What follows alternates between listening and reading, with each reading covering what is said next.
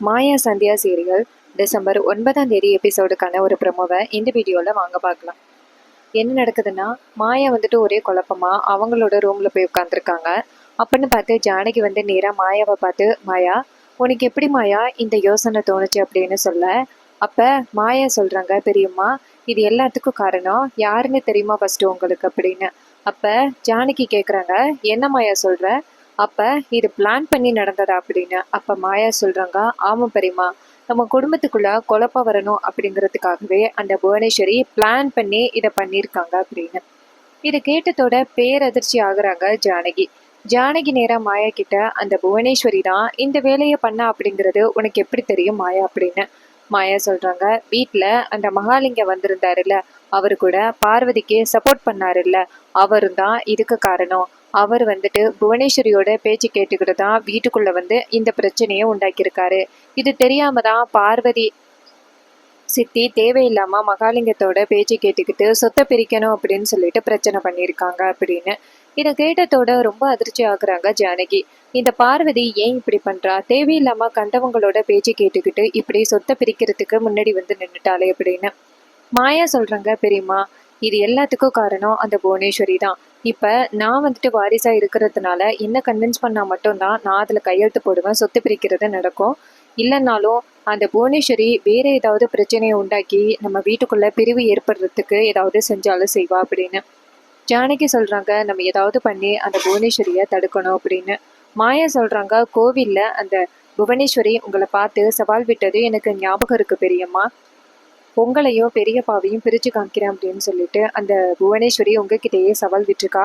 So கண்டிப்பா அவளுடைய அடுத்த திட்டம் உங்க 2 பேரா தான் இருக்கும்.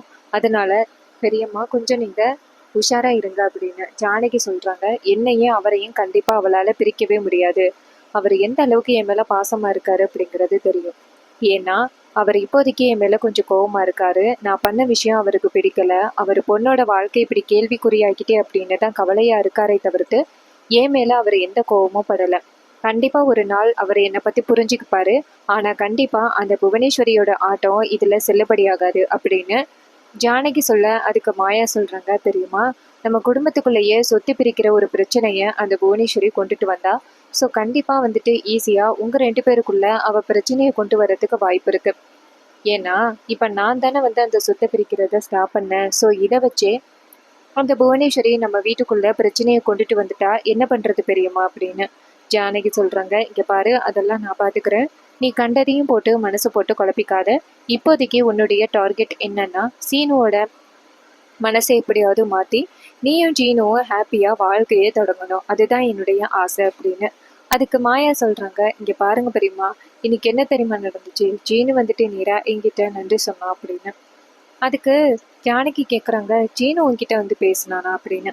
மாயா சொல்கிறாங்க, ஆமாம் பெரியம்மா, ரொம்ப நாள் கழிச்சு வந்துட்டு என்கிட்ட பேசினா. என்ன சொன்னான்னா, இந்த சொத்து பிரிக்கிற விஷயத்த தடுத்ததுக்கு எனக்கு நன்றி சொன்னான் அப்படின்னு. அப்போ ஜானகி சொல்கிறாங்க, கண்டிப்பாக ஒரு நாள் அவன் நீ பண்ண இந்த விஷயத்துக்கும் ஒரு காரணம் இருக்கு அப்படிங்கிறத அவன் புரிஞ்சுக்கிட்டு உன்னை மன்னிச்சு ஏற்றுப்பான் அப்படின்னு. இதை கேட்டுட்டு மாயாவும் சரி பெரியம்மா அப்படின்னு சொல்ல, அப்போ ஜானகி கேட்குறாங்க, சரி அந்த கார்த்தியை பற்றி ஏதோ பிளான் பண்ணியே அது என்னாச்சு, அவன்கிட்ட சிக்கிக்காத மாயா அப்படின்னு. மாயா சொல்றாங்க, பெரியம்மா நம்ம ஏதாவது பண்ணி அந்த கார்த்தியை நம்ம வலையில சிக்க வச்சுதான் ஆகணும். நம்ம இப்படியே பொறுமையா இருந்தா கண்டிப்பா அவன் நம்மளை ஏமாத்தி போடுவான். அதனால நம்ம எப்படியாவது அவனை நம்ம வலையில சிக்க வச்சிடணும் அப்படின்னு. இதை கேட்டுட்டு ஜானகி சொல்றாங்க, அந்த படுபாவி ஏன் தான் நம்ம குடும்பத்தை இப்படி காவு வாங்குறானே தெரியல. அந்த புவனேஸ்வரி அவதான் நம்ம மேல கோவமா இருக்கா அப்படின்னு பார்த்தா அந்த கார்த்தியும் சேர்ந்து என்னமோ குடும்பத்தை பழி வாங்குறான் அப்படின்னு. மாயா சொல்றாங்க, பெரியம்மா அந்த புவனேஸ்வரியை விட கார்த்தி சரியான ஃப்ராடு. ஃபர்ஸ்ட்டு இந்த கார்த்தி இந்த மாதிரி ஒரு வீடியோ வச்சிருக்கிற விஷயம் புவனேஸ்வரிக்கு தெரியுமா என்ன அப்படிங்கிறது கூட ஒரு கேள்விக்குறிதான் அப்படின்னு. இதை கேட்டுட்டு ஜானகி சொல்றாங்க, எனக்கும் அதே தான் சந்தேகமா இருக்கு மாயா, கண்டிப்பா இந்த கார்த்தி தனி பிளான் பண்ணிக்கிட்டு இருக்கான் அப்படின்னு. அப்ப மாயா சொல்றாங்க, என்ன பிளான் பண்ணாலும் என்கிட்டேருந்து அவன் தப்பிக்க முடியாது அப்படின்னு நம்ம மாயா சொல்கிறாங்க. அதுக்கப்புறம் நம்ம மாயா வந்துட்டு ஜானகியை பார்த்துட்டு, சரி பெரியம்மா நான் கதிர்கிட்ட ஒரு முக்கியமான விஷயம் பேச வேண்டியிருக்கு அப்படின்னு ஜானகி கேட்குறாங்க. என்ன முக்கியமான விஷயம் மாயா அப்படின்னு மாயா சொல்கிறாங்க, தனாவுக்கு இப்போ கூடிய விரைவில் பேட்மிண்டன் போட்டி வரப்போகுதான். அந்த போட்டியில் தனாவோட பேரை கொடுக்கறதுக்காக இன்னைக்கு வீட்டுக்கு கீதா கால் பண்ணா. ஆனால் தனா வந்துட்டு வீட்டில் பிரச்சனை நடந்துக்கிட்டு இருக்கு, என்னால் அந்த போட்டியில் கலந்துக்க முடியாது அப்படின்னு சொல்லிட்டா. அவளோட ஆசையே அதுதான், இந்த பேட்மிண்டனில் எப்படியாவது சாதிக்கணும் அப்படின்னு.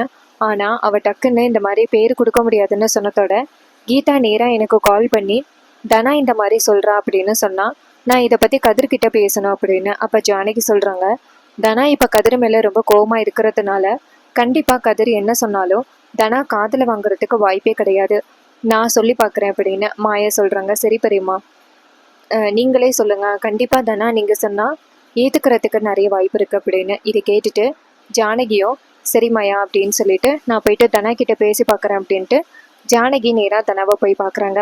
அப்போ தனா வந்துட்டு நேராக அவங்க அம்மாவை பார்த்து சொல்லுங்கம்மா அப்படின்னு சொல்ல தனா சொல்கிறாங்க, எதுக்குமா வந்தீங்க அப்படின்னு. ஜானகி சொல்கிறாங்க, ஒரு முக்கியமான விஷயத்துக்காக தான் வந்தேன் அப்படின்னு. அப்போ தனா கேட்குறாங்க, அம்மா என்ன முக்கியமான விஷயம் அப்படின்னு எனக்கு தெரியும், பேட்மிண்டன் போட்டியில் என்னை சேர்ந்துக்க சொல்லி தானே வந்து சொல்லியிருக்கீங்க, அந்த மாயை உங்ககிட்ட சொல்லிவிட்டாளா அப்படின்னு. அப்போ ஜானகி சொல்கிறாங்க, இங்கே பாரு, யார் சொன்னது அப்படிங்கிறது முக்கியம் கிடையாது தானா, என்ன விஷயம் அப்படிங்கிறது தான் முக்கியம். நீ பேட்மிண்டனில் ரொம்ப பெரிய அளவில் சாதிக்கணும் அப்படின்னு ரொம்ப ஆசைப்பட்ட, நீ பேட்மிண்டனில் சேர்ந்துக்கிறதுக்காக நீ உங்கள் அப்பாவையே பொய் சொல்லி நீ போயிட்டு பேட்மிண்டனில் கலந்துக்கிட்ட, ஞாபகம் இருக்கா? இப்போ அந்த ரிஸ்கெல்லாம் கொஞ்சம் கூட எதுவுமே இல்லாமல் போயிடும். இங்கே பாரு, உங்கள் அப்பாவே நீ பேட்மிண்டனில் சேர்ந்து சாதிக்கணும் அப்படின்னு ஆசைப்பட்டாரு தெரியும்ல, அட்லீஸ்ட் எங்களை பற்றி கவலைப்படலை அப்படின்னாலும் உங்கள் அப்பாவை பற்றியாவது நீ கவலைப்படலாம்ல, கண்டிப்பாக உங்கள் அப்பா இதுக்கு வந்து எதிர்ப்பே தெரிவிக்க மாட்டார் அப்படின்னு. அப்போ தானா சொல்கிறாங்க, நான் அப்பா கிட்ட போய் கேட்குறேன், ஒருவேளை அப்பாவுக்கு இந்த பேட்மிண்டன் போட்டியில் கலந்துக்கிறது பிடிக்கல அப்படின்னா நான் கண்டிப்பாக இந்த பேட்மிண்டன் போட்டியில் கலந்துக்க மாட்டேன், சரியா அப்படின்னு. இதை கேட்டுட்டு ஜானகி சொல்கிறாங்க, தனா நீ போயிட்டு அப்பா கிட்ட கேளு, கண்டிப்பாக அவர் ஒத்துப்பாரு அப்படின்னு. இதை கேட்டுட்டு தனாவும் சரி நான் போய் கேட்குறேன் அப்படின்னு சொல்லிட்டு தனா நேராக அவங்க அப்பா ரகுராமா பார்க்க போகிறாங்க. ஜானகி பின்னாடியே வந்து ரூம் வாசலில் நிற்கிறாங்க. அப்போ தனா வந்துட்டு நேராக அவங்க அப்பா ரகுராம போய் பார்க்குறாங்க. அப்பா அப்படின்னு. அப்போ ரகுராம் தனாவை வாமா உட்காரு அப்படின்னு சொல்ல தனா நேராக அவங்க அப்பா பக்கத்தில் உட்காந்துட்டு, அப்பா ஒரு முக்கியமான விஷயம் அப்படின்னு ரகுராம் கேட்குறாரு. என்ன முக்கியமான விஷயமா இருந்தாலும் சொல்லுமா அப்படின்னு. எனக்கு இருக்கிறது இனிமே நீ மட்டும்தான், பாக்கி எல்லாருமே நம்பிக்கை துரோகம் பண்ணிட்டாங்க எனக்கு அப்படின்னு. அப்போ தனா சொல்கிறாங்க, அப்பா பேட்மிண்டன் விளையாடுறதுக்காக நான் உங்ககிட்ட பொய் சொன்னேன்னு உங்களுக்கு தெரியும்ல அப்படின்னு.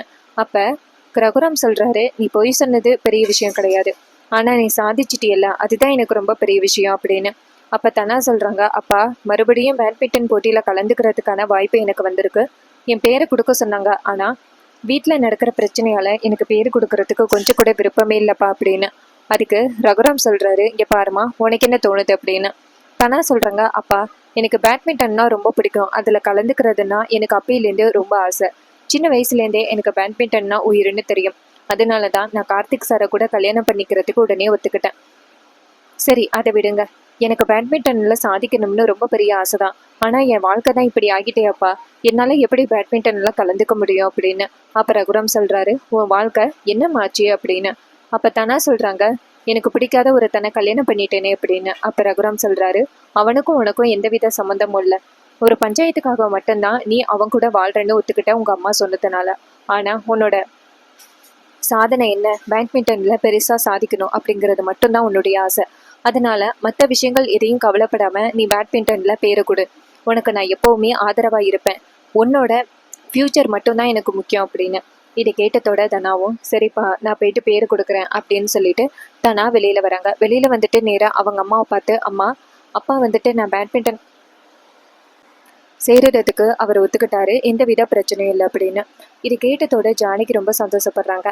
ஜானகி நேராக தனாவை பார்த்து, எனக்கு அப்பவே தெரியும் தனா, உங்கள் அப்பா இதுக்கு எதிர்ப்பு தெரிவிக்க மாட்டார் அப்படின்னு தெரியும், அதே மாதிரி அவர் எதிர்ப்பு தெரிவிக்கலை அப்படின்னு தனா சொல்கிறாங்க. எனக்கு கோச்சின்னு ஒருத்தவங்க வேணுமே, நான் என்ன பண்ணுறது அப்படின்னு. அப்போ ஜானகி சொல்கிறாங்க, அதுக்கெல்லாம் நாங்கள் ஏற்பாடு பண்ணிக்கிறோம், நீ கவலைப்படாத அப்படின்னு. மாயா சொல்கிறாங்க, தனா சொல்கிறாங்க, அம்மா இந்த மாயாவோட கதிரோட உதவி தயவு செஞ்சு வேணாம் எனக்கு, நான் வந்துட்டு எனக்கு தெரிஞ்ச கோச்சை வச்சு நான் ப்ராக்டிஸ் பண்ணிக்கிறேன் அப்படின்னு. இது கேட்டுட்டு ஜானகி சொல்கிறாங்க, தெரியாத ஒருத்தலை கூப்பிட்டு எப்படி நீ ப்ராக்டிஸ் பண்ணுவ அப்படின்னு. அதுக்கு தானே சொல்கிறாங்க, அம்மா நான் பார்த்துக்கிறேன், காலேஜில் யார் கோச்சாக இருக்காங்களோ அவங்கக்கிட்ட தான் போயிட்டு கற்றுக்கிற மாதிரி இருக்கும், கண்டிப்பாக கார்த்திக் சார் தான் வந்துட்டு அங்கே கோச்சாக இருப்பார், அவர்கிட்ட தான் கற்றுக்கிற மாதிரி இருக்க போகுது அப்படின்னு. அப்போ ஜானகிக்கு பேரதிர்ச்சி. ஜானகி நேராக தனா கிட்ட, இங்கே பாரு, அவள் பேச ஆரம்பித்தாலும் நீ பேசக்கூடாது, அவள் எங்கே கூப்பிட்டாலும் நீ போகக்கூடாது அப்படின்னு. தனா சொல்கிறாங்க, அம்மா அவர் கோச்சு, அவரை எங்கே கூப்பிட்டாலும் நான் போய் தான் ஆகணும் அப்படின்னு சொல்லிட்டு நீங்க தானே வந்துட்டு என்னை பேட்மிண்டன்ல கலந்துக்க சொன்னீங்க, அதனால நான் கலந்துக்கிட்டு தான் ஆகணும் அப்படின்னு சொல்லிட்டு தனா அந்த இடத்துல இருந்து போறாங்க. ஸோ இதை பார்த்துட்டு ரொம்ப கவலைப்படுறாங்க ஜானகி. கண்டிப்பா காலேஜ்ல அந்த கார்த்தி இருப்பான். கார்த்தி கண்டிப்பா தனாவை பார்த்தா அவகிட்ட பேசுறதுக்கு முயற்சி பண்ணுவான். தனா ஒருவேளை மனசு மாறிட்டான், அது ரொம்ப பெரிய பிரச்சனையில முடிச்சிடும். நம்ம என்ன பண்றது அப்படின்னு நம்ம ஜானகிக்கு ரொம்ப கவலையா இருக்கு. அப்ப நம்ம ஜானகி நேரா கதிர்கிட்ட போயிட்டு, இங்க பாரு கதிர், தனா வந்துட்டு அந்த பேட்மிண்டன்லாம் கலந்துக்கிறேன் அப்படின்னு சொல்லிட்டா அப்படின்னு. இது கேட்டதோட கதிர் ரொம்ப சந்தோஷப்பட்டு, நான் தனா கிட்ட இந்த விஷயத்த பத்தி பேசினேன், ஆனா தனா கொஞ்சம் கூட ஒத்துக்கவே இல்லை. ஆனா இப்ப தனா பேட்மிண்டன்லாம் கலந்துக்கிறேன் அப்படின்னு சொன்னது நல்லா இருக்கு அப்படின்னு. ஜானகி சொல்றாங்க, இங்க பாரு, எனக்கு இதுல என்ன பயம்னா அந்த கார்த்தி வந்துட்டு காலேஜ்ல இருப்பான், அதுதான் எனக்கு பயம் அப்படின்னு. அப்ப கதிர் சொல்றாரு, ஜானகி அத்தை நீங்க கவலைப்படாதீங்க, நான் பாத்துக்கிறேன் அப்படின்னு. இதை கேட்டதோட ஜானகியும் சரி அப்படின்னு சொல்றாங்க. இன்னொரு பக்கம் நம்ம தனா வந்துட்டு நேரா ரூம்ல இருக்கும் பொழுது கதிர் நேரா தனாட்ட வந்துட்டு, தனா பேட்மிண்டன் கோச்சிங்ல நீ மறுபடியும் சேர்ந்துட்ட அப்படின்னு கேள்விப்பட்டேன், நீ தான் அந்த போட்டியில கண்டிப்பா ஜெயிப்பா அப்படின்னு. தனா சொல்றாங்க, இங்க பாரு, நான் கண்டிப்பா இந்த வாட்டி ஜெயிக்க போறது கிடையாது. கார்த்திக் சார் தான் வந்துட்டு எனக்கு எப்பவுமே கோச்சிங் கொடுப்பாரு. அவர் கொடுக்குற அந்த சின்ன சின்ன ஐடியாஸை வச்சு தான் நான் எல்லா போட்டியிலையுமே நான் வந்து ஜெயிச்சேன். ஆனா இப்போ அவர் கண்டிப்பா எனக்கு ஐடியா கொடுக்க மாட்டாரு. நான் கண்டிப்பா வந்துட்டு ஜெயிக்க போறது கிடையாது. நீ தேவையில்லாம என்கிட்ட வந்து பேசாத அப்படின்னு சொல்ல, கதிர் சொல்றாரு, இங்க பாரு தனா, அப்படி பேட்மிண்டன் கோச்சிங்னா கார்த்தி மட்டும்தானா, வேற யாருமே இல்லையா? இங்க பாரு, உனக்கு நான் கோச்சிங்க்கு ஆளெல்லாம் ரெடி பண்றேன், நீ கவலைப்படாத அப்படின்னு. தனா நேரா டக்குன்னு கதிரை பார்த்துட்டு, இங்க பாரு, நான் பேட்மிண்டன் கோச்சிங்ல கலந்து கண்டிப்பா ஜெயிப்பேன். அதுக்கான ஐடியாவை நீ கொடுக்க வேண்டிய அவசியமே கிடையாது. எனக்கு எப்படி ஜெயிக்கணும்னு தெரியும் அப்படின்னு சொல்லிட்டு தனா அந்த இடத்துல இருந்து போறாங்க. அப்ப தனாவுக்கு நேரா கார்த்திக் கால் பண்றாரு. தனா போனை பார்த்துட்டு ஷாக் ஆக, கதிர் தனா முகம் மாறுறத பார்த்துட்டு கதிர் வந்துட்டு நேரா தனா கிட்ட, யார் அது அப்படின்னு கேட்க, அப்ப தனா எதுவுமே சொல்லாம அந்த இடத்துல இருந்து போயிட்டு ஃபோன் அட்டன் பண்ணி, சொல்லுங்க கார்த்திக் சார் அப்படின்னு சொல்ல, கார்த்தின்னு சொன்னதோட கதிருக்கு அதிர்ச்சி.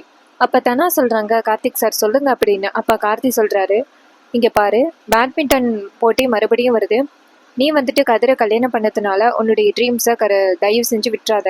அந்த மாதிரி பொறுக்கிக்காகலாம் உன்னுடைய லைஃப்பை வந்துட்டு நீ ஸ்பாயில் பண்ண வேணாம். நீ வந்துட்டு அந்த பேட்மிண்டன் கோச்சிங்கில் சேர்ந்துக்க, நான் உனக்கு எப்பவும் போல் காலேஜில் கோச் கொடுக்குறேன் அப்படின்னு. இதை கேட்டதோட தானே சொல்கிறாங்க, இல்லை சார், மறுபடியும் உங்ககிட்ட ட்ரைனிங் பண்ணால் கண்டிப்பாக வேறு யாராவது தவறாக நினைப்பாங்க, அதனால நான் வந்துட்டு காலேஜில் வேறு கோச்சை ரெடி பண்ணிக்கிறேன் அப்படின்னு. அப்போ கார்த்தி சொல்கிறாரு, இங்கே பாரு, என்னை விட நல்ல கோச்சு உனக்கு யார் கிடைக்க போகிறா, நீ கவலைப்படாத, நான் உனக்கு ஒரு கோச்சா இருந்து சொல்லித்தரேன் அப்படின்னு. இது கேட்டதோட தனாவும் சரி அப்படின்னு சொல்லிட்டு கன்வின்ஸ் ஆகிடுறாங்க. ஸோ இதை பார்த்துட்டு கார்த்தி நினைக்கிறாரு, இந்த சின்ன விஷயத்தை பயன்படுத்தி அவளை எப்படியாவது நம்ம அடையணும் அப்படின்னு அந்த கார்த்தி நினைக்கிறாரு. இன்னொரு பக்கம் நம்ம கதிர் வந்துட்டு நேரா தனா கிட்ட, இங்க பாருதுன்னா, மறுபடியும் நீ அந்த கார்த்தி கிட்ட ஹெல்ப் கேட்கறது எனக்கு பிடிக்கல அப்படின்னு. அப்ப தனா நேரா கதிரை பார்த்துட்டு, நான் கார்த்திக் சார் கூட பேசுறதுனால உனக்கு என்ன பிரச்சனை, தேவையில்லாம என்னுடைய லைஃப்ல தலையிடாத அப்படின்னு. அப்ப கார்த்தி சொன்னது சொல்றாரு கதிர், இங்க பாரு, கார்த்தி நல்லவன் கிடையாது அப்படின்னு. தனா சொல்றாங்க, இப்படியே சொல்லி சொல்லி கடைசியில நீ என் கழுத்துல தாலி கட்டிட்ட, இப்போ மறுபடியும் இதே மாதிரி சொல்லி சொல்லி என் ட்ரீமை ஸ்பாயில் பண்ண பாக்குறியா? இங்க பாரு, கார்த்திக் சாரை தவிர வேற எந்த கோச்சுமே இல்லை, அவர் மாதிரி யாருமே நல்ல விதமா சொல்லி கொடுக்க மாட்டாங்க, அதனால நான் கண்டிப்பா கார்த்திக் சார் கிட்ட மட்டும்தான் கோச்சுக்கு போவேன் அப்படின்னு சொல்லிட்டு அந்த இடத்துல இருந்து போறாங்க. இதை கேட்டுட்டு நம்ம கார்த்திக் கதிருக்கு செம அதிர்ச்சி. அப்ப கதிர் நினைக்கிறாரு, மறுபடியும் தனாவை கார்த்தியோட கையில ஒப்படைக்க கூடாது, இதனால தனாவுக்கு தான் ரொம்ப ஆபத்தா இருக்கும். எப்படியாவது நம்ம தனாவுக்காக ஒரு கோச்சை ரெடி பண்ணணும், நம்ம மூலியமா அந்த கோச் வந்துட்டு தனாவை பார்க்க கூடாது, அவரா போயிட்டு தான் தனாவுக்கு கோச்சிங் கொடுக்கணும் அப்படின்னு கதிர் நினைக்கிறாங்க. கதிர் நேரா மாயாவை போய் பார்க்க, மாயா கேக்குறாங்க, சொல்லு கதிர், ஏன் உன் முகம் வந்து மாறி இருக்கு அப்படின்னு. கதிர் சொல்றாரு, தனா வந்துட்டு பேட்மிண்டன் கோச்சிங்க்கு ஒத்துக்கிட்டா அப்படின்னு. மாயா சொல்றாங்க, இது நல்ல விஷயம் தானே கதிர், அப்புறம் என்ன அப்படின்னு. கதிர் சொல்றாரு, அதோட ரொம்ப முக்கியமான விஷயம் என்னன்னா, கார்த்தி தான் வந்துட்டு தனாவுக்கு கோச்சிங் கொடுக்க போறானா அப்படின்னு. மாயா சொல்றாங்க, அந்த பொறுக்கியா, வாய்ப்பே கிடையாது, வேற யாராவது தான் தனாவுக்கு அப்பாயின்மெண்ட் பண்ணணும் அப்படின்னு. அப்ப கதிர் சொல்றாரு, தனா கிட்ட இதை பத்தி சொன்னேன், ஆனா தனா கொஞ்சம் கூட கேட்கவே இல்லை, கார்த்திக் சார் தான் தனக்கு வந்துட்டு கோச்சிங் கொடுக்கணும் அப்படின்னு சொல்லி ரொம்ப பிடிவாதமா இருக்கா, அப்பதான் அவன் ஜெயிப்பாளாம் அப்படின்னு. இதை கேட்டுட்டு கோவப்படுறாங்க மாயா. எதுக்கு தான் தனா இப்படி பண்றா, அதான் அவளுக்கு உன் கூட கல்யாணம் ஆக்கிட்டு இல்லை அப்படின்னு. அப்ப கதிர் சொல்றாரு, இங்க பாரு, என் மேல ரொம்ப கோவமா இருக்கா அந்த தனா, அதுக்காக தான் அவ ஒரு இப்படிப்பட்ட ஒரு முடிவு எடுக்கிறா, ஆனா நம்ம மூலியமா இல்லாம வேற ஏதாவது ஒரு நல்ல கோச்சை நம்ம தனாவுக்கு செட் பண்ணி விடணும் அப்படின்னு. ஸோ இது கேட்டதோட மாயாவும் இதுவும் நல்ல யோசனையா தான் இருக்கு, ட்ரை பண்ணலாம் அப்படின்னு சொல்றாங்க. இன்னொரு பக்கம் நம்ம மாயா வந்துட்டு நேரா அவங்க ஃப்ரெண்டு கீதாவுக்கு கால் பண்ண, கீதா ஃபோன் அட்டன் பண்ணி சொல்லுங்க மாயா அப்படின்னு சொல்ல, மாயா சொல்றாங்க இது மாதிரி தனா வந்துட்டு ஒரு புது கோச்சிங்ல சேர்ந்திருக்கா, அவ வந்துட்டு புது போட்டியில சேர்ந்திருக்கா, அவ அந்த போட்டியில ஜெயிக்கணும். உனக்கே தெரியும் கார்த்திக் சாருக்கும் தனாவுக்கும் கல்யாணம் அரேஞ்ச் ஆகி நின்று போச்சு. இப்போ மறுபடியும் தனா போயிட்டு கார்த்திக் சார்கிட்ட கோச்சிங் போனால் கண்டிப்பாக யாராவது தவறாக நினைப்பாங்க. ஸோ அதனால நீ ஏதாவது உனக்கு கோச் தெரிஞ்சா சொல்ல அப்படின்னு கீதா சொல்கிறாங்க. எனக்கு தெரிஞ்ச ஒருத்தவங்க இருக்காங்க. அப்போ கீதா சொன்னதை கேட்டுட்டு மாயா சொல்கிறாங்க, அந்த புது கோச்சோட அட்ரஸை சொன்னீங்கன்னா நான் ட்ரை பண்ணுவேன் அப்படின்னு. அதுக்கு கீதா சொல்கிறாங்க, அது ஒரு லேடி கோச்சு தான், கண்டிப்பாக வந்துட்டு அவன் நல்லா வந்து சொல்லிக் கொடுப்பாங்கன்னு நம்பிக்கை இருக்குது, ஸோ அவங்கள பார்க்கலாம் அப்படின்னு. மாயாவும் சரி அப்படின்னு சொல்லிட்டு நேராக மாயா, கதிர், அந்த கீதா 3 பேருமே சேர்ந்து நேராக அந்த புது லேடி கோச்சை போய் பார்க்குறாங்க. அவங்க சொல்கிறாங்க, நான் கண்டிப்பாக வந்துட்டு தனாவுக்கு சொல்லிக் கொடுக்குறேன், தனா ஒரு டேலண்டான ஆள் அப்படின்னு எனக்கு தெரியும், அதனால நீங்கள் கவலைப்படாதீங்க அப்படின்னு. இது கேட்டதோட மாயாவும் சந்தோஷப்படுறாங்க. எப்படியும் ஒரு வேளை நீங்கள் ஒத்துக்கிட்டீங்கல்ல, எனக்கு அது போதும் அப்படின்னு. அப்போ கோச்சு சொல்கிறாங்க, இங்கே பாருங்க, தனா மாதிரி ஒரு ஸ்டூடெண்ட்டை நான் கோச் கொடுக்கறதுக்கு ரொம்ப பெருமைப்படணும் அப்படின்னு. அப்போ மாயா சொல்கிறாங்க, இன்னொரு முக்கியமான விஷயம், நாங்கள் தான் வந்துட்டு உங்களை சஜஸ்ட் பண்ணோம் அப்படிங்கிறது தனாவுக்கு தெரியக்கூடாது. அப்படி தெரிஞ்சிச்சுன்னா அவள் கண்டிப்பாக இந்த பேட்மிண்டனில் கலந்துக்க மாட்டா, உங்ககிட்ட கோச்சிங்க்கும் வரமாட்டா அப்படின்னு. அப்போ அவங்க சொல்கிறாங்க, அதை நான் பார்த்துக்கிறேன் அப்படின்னு. அப்போ கீதா சொல்கிறாங்க, சரிங்க மேடம் அப்படின்னு சொல்லிட்டு வெளியில் வரேன். கதிர் சொல்கிறாரு, எப்படியோ தனாவுக்கு ஒரு கோச்சை வந்து செட் பண்ணியாச்சு, அந்த கார்த்தி மட்டும் தனாவோட லைஃப்பில் கிராஸ் பண்ணாமல் இருந்தால் மட்டும் போதும்.